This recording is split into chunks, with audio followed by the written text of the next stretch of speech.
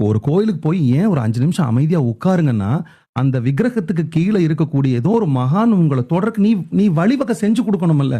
நீ வந்து தீபாராதன பார்க்குற, தூபத்த பார்க்குற, அலங்காரத்த பார்க்குற, இதெல்லாம் எதுக்குன்னா பிரிப்பரேஷன் ஸ்டேட். ஓகே. உன்ன ஒரு பிரிப்பேர் பண்றது உன் மைண்ட் அங்கேயும் இங்கேயும் போகாம. நீங்க கூட கோயில்ல பேசும்போது சொன்னீங்க. கண்ணு வந்து அங்க இப்படி பார்த்துட்டு இருக்கும்போது ஒரு பொறி அரெஸ்ட் ஆயிருச்சு. காது வந்து மணி அடிக்கிறது.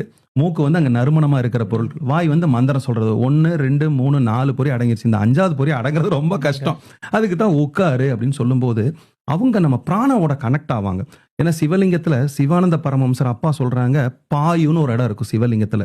நீங்க ஏதாவது ஊத்துனீங்கன்னா வழிஞ்சு வெளியில போரும். அதே மாதிரி அங்க இருக்கக்கூடிய ஞானிகள், யோகிகள்லாம் அது வழியா சிவலிங்கத்து வழியா பாஞ்சு வெளியில வந்து நம்ம கூட கனெக்ட் ஆவாங்க. உங்கள ஒரு அன்பர் சொன்னார்ல, கண்டிப்பா ஒரு சுவாச பயிற்சியும் பிராணாயாமம் பண்ணி இந்த சரயோகத்துல நெருக்கமா இருக்கிற ஒரு மனிதரால மட்டும்தான் இன்னொரு மனிதனோட சரத்துல இணைஞ்சு அவனை படிக்க முடியுமே தவிர